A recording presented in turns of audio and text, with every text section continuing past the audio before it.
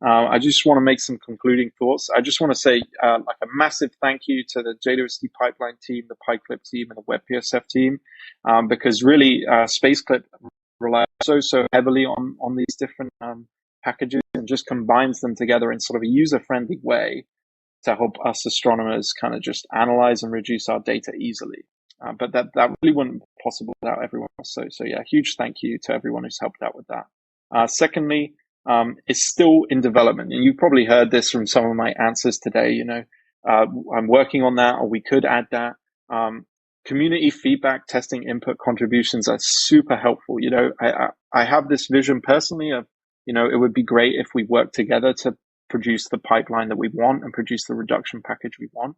And if people pitch into that, I hope we've sort of set out a foundation where it's relatively easy to build upon, rather than, you know, reinvent the wheel and start a whole different pipelines for every single different observation we make.